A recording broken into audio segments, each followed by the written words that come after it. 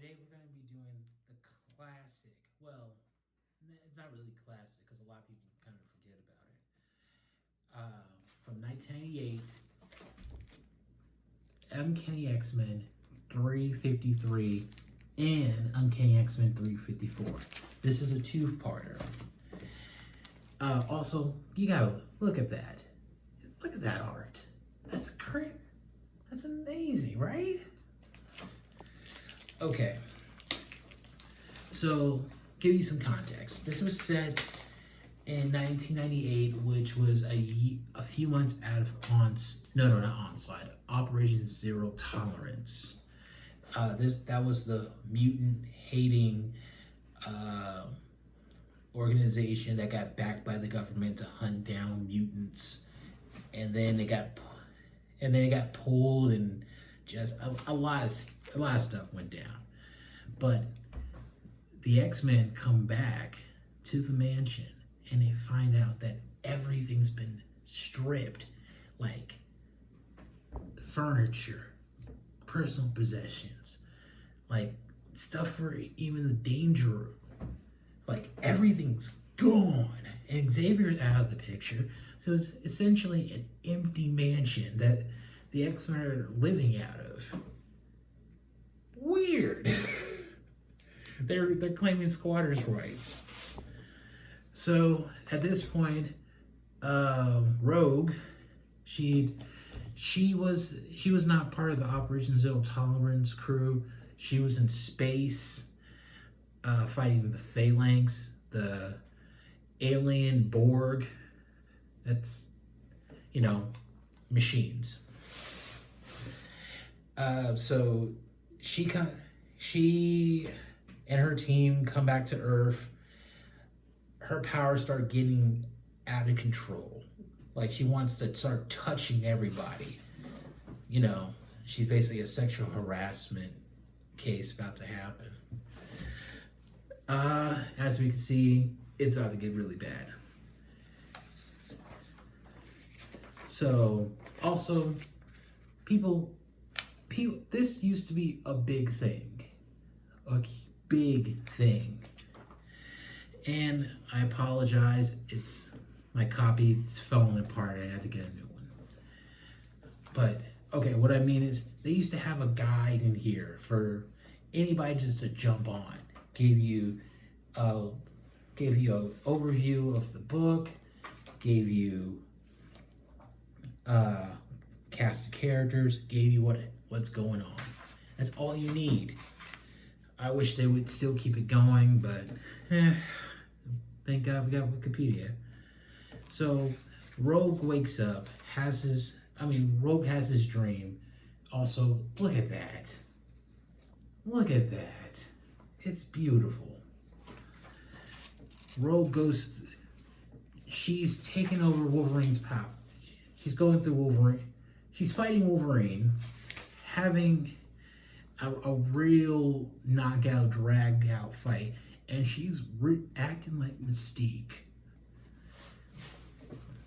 And she has claws pop out of her skin, and this is a time where nobody really knew about Wolverine's claws. Crazy. Rogue is a savage.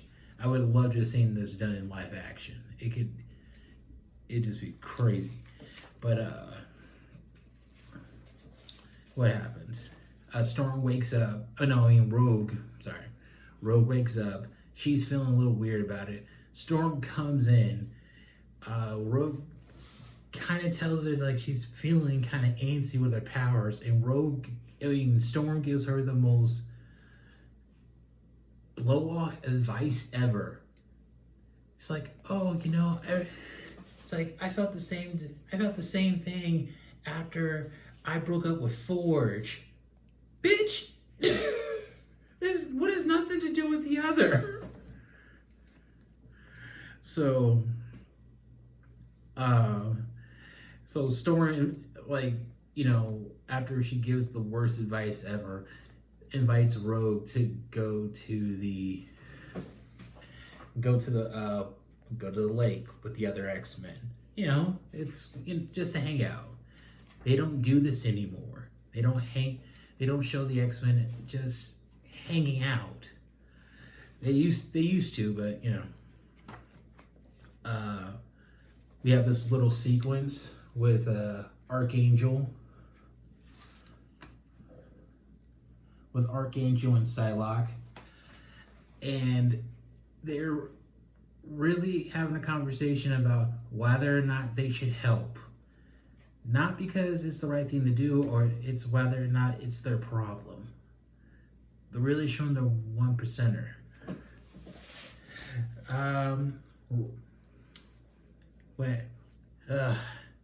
Psylocke falls off a building. She's really embracing her crazy chick phase, and which pisses off Archangel, and that's how they leave it. We see the X-Men.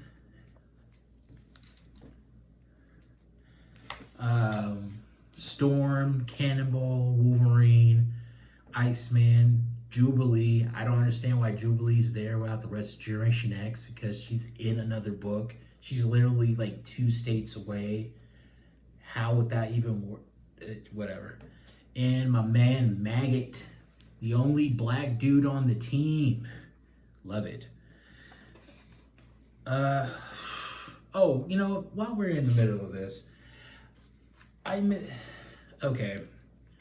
I saw this and I got pumped. This was a promotion for upcoming things that were supposed to come up in the Marvel Universe.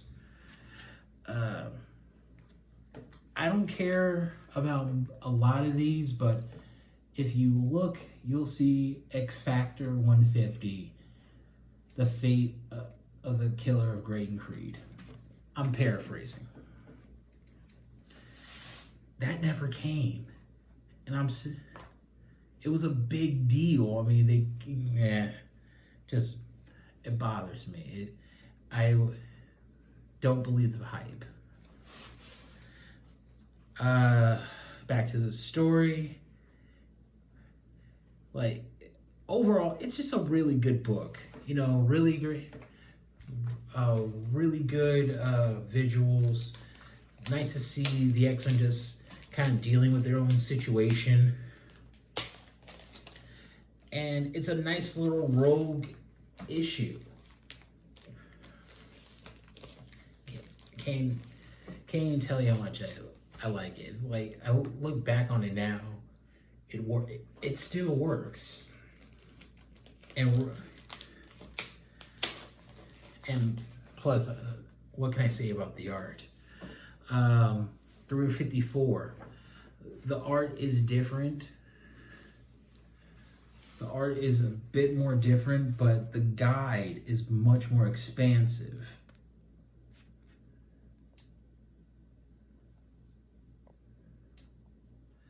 The guide is much more expansive. You get more. I like that. It gives you more time for story, more space for story. Going through it, it's really nice. Oh, I'm sorry. Sauron. I forget. Sauron, it ends up being the villain. Sauron is actually the villain who shows up. He's always good for a surprise guest spot. Can't hate him for it. He's fighting the X-Men. He's showing how dangerous he is. He's taking them all out.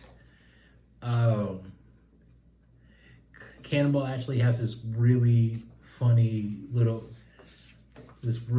bit where he says, "Why is always the good ones always go bad, except for Beast and Maggot?" And Maggot is on the side, and he says, "Ugly." It's like, I'm not ugly. I'm amazing. You ever see a black dude rock one single strand of hair, white hair? No. I could do it though. Maggot's a great character. But yeah, More of the same. Like, it's continuation of everything, what's going on. Rogue is still kind of antsy. She got called out by Storm, or well, she got accused by Storm of assaulting Wolverine when he was sleeping, when that wasn't the case. And Storm just said that you did it, and Rogue just ran away.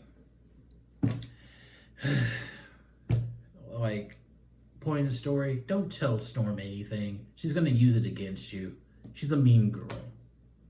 Like, but she seems nice. She's not nice. She's not even the best X-Men leader. But she's not even in the top 10, really. But all in all, really good as well. In order to appreciate the present, we must look at the past, have a working memory of the past. This is 1407 Grey Malkin, and I must return to Wrestle Kingdom.